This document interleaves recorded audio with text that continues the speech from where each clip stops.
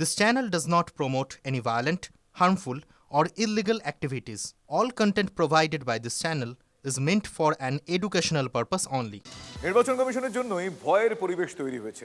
SIR এর সময় 46 জনের মৃত্যুর দায় মুখ্য নির্বাচন কমিশনার জ্ঞানেশ কুমারকে নিতে হবে, এমনটাই দাবি করলেন চন্দ্রিমা ভট্টাচার্য।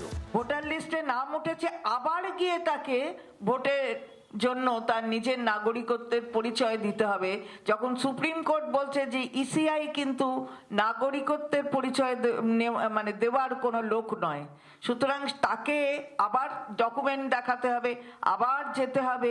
এটা করছে বলে এই একটা ভয়ের ক্ষেত্র তৈরি হয়েছে।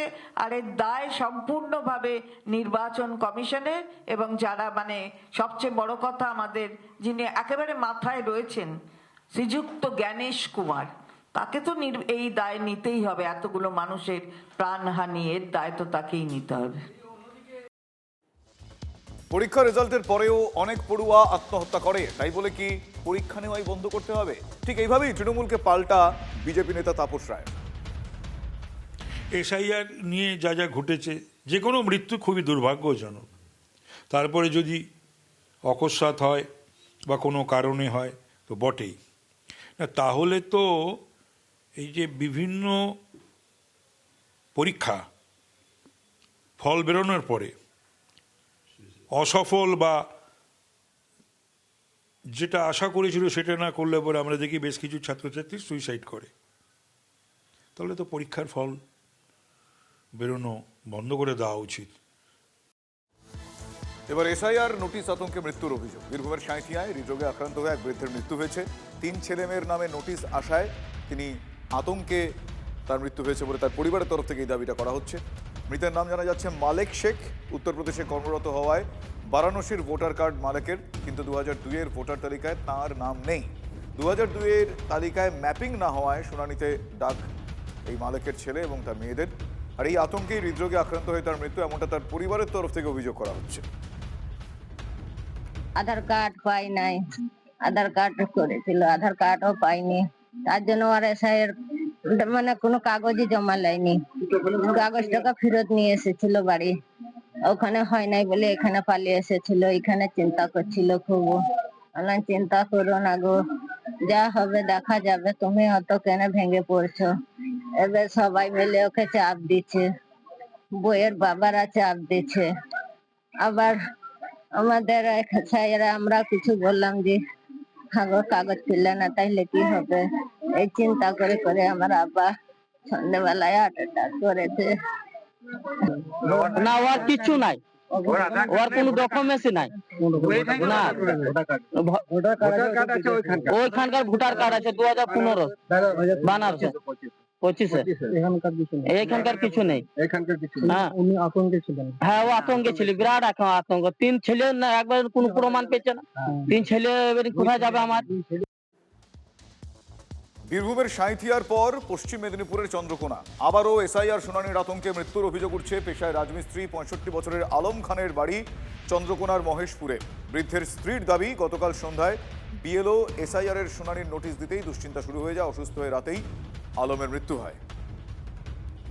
ওই হার্ট অ্যাটাকে এটা এসেছিল, নোটিশটা এসেছিল, ওই হার্ট অ্যাটাক দেখে হেঁকে ওইটাই ইন্তেকাল করে।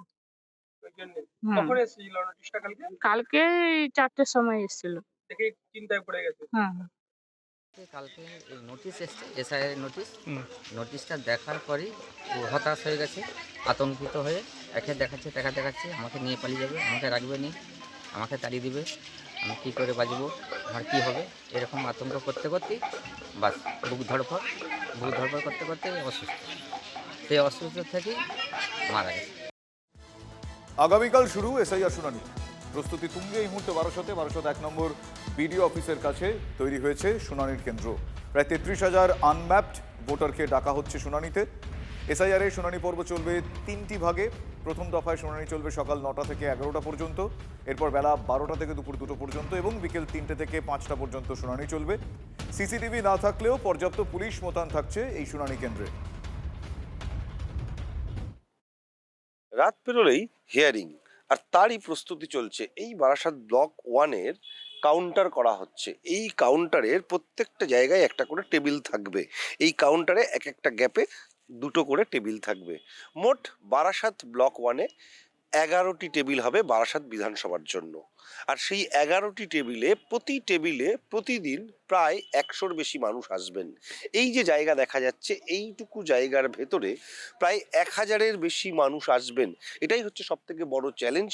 এখন প্রশ্ন হচ্ছে, এই এত মানুষ এক জায়গায় আসলে কি করে কাজ সমাপ্ত করবেন? তার জন্য একটু সহজ করবার জন্য 3টে আলাদা আলাদা ভাগ করেছে নির্বাচন কমিশন।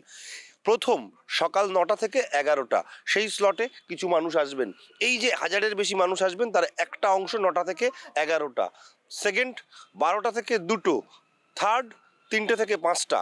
এই 3টে স্লটে 1000 মানুষ ভাগ ভাগ করে আসবেন। অর্থাৎ বারাসাত ব্লক 1 সূত্রে যেটুকু আমরা জানতে পারছি, এখানে সিসিটিভি কাভারেজের কথা এখনো পর্যন্ত নেই। তবে প্রচুর পুলিশ মোতায়েন থাকবে যাতে কোনো রকম ডিস্টারবেন্স না হয়। TV9 বাংলার জন্য সুকান্ত মণ্ডলের সঙ্গে দীপঙ্কর দাসের রিপোর্ট, উত্তর 24 পরগনা।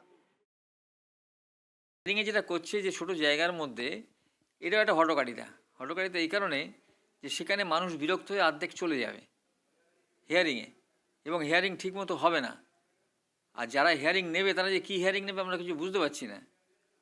তবে একটা কথা বলতে পারি যে কারো যদি নাম বাদ যায়, আমরা কিন্তু ছাড়বো না। সমস্যা তো ওনারা চাইছেনই, এসআই নিয়ে একটা প্রথম থেকে ওনারা মানুষকে বিভ্রান্ত করার চেষ্টা করেছেন, সব রকমভাবে নির্বাচন কমিশনের সাথে অসহযোগিতা করার চেষ্টা করেছেন, এবং সেই জায়গা দাঁড়িয়ে এখন হিয়ারিংয়ের ক্ষেত্রে অসহযোগিতা করবেন ওনারা, স্বাভাবিক।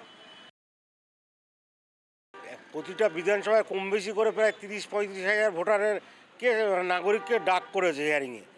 আমরা যা পর্যাপ্ত পরিকাঠামো দেখলাম, সেই পরিকাঠামো চূড়ান্ত অবস্থা, একটা বিশৃঙ্খলা সৃষ্টি হওয়ার আমরা আশঙ্কা প্রকাশ করছি। কারণ হচ্ছে যত মানুষকে ডেকেছে সেইভাবে তাদের পর্যাপ্ত জায়গা নেই, হিয়ারিংয়ের উপযুক্ত বাথরুমের ব্যবস্থা নেই বা মহিলাদের টয়লেটের ব্যবস্থা নেই। এটা হচ্ছে নির্বাচন কমিশনের একদম দায়িত্বহীন কাণ্ড।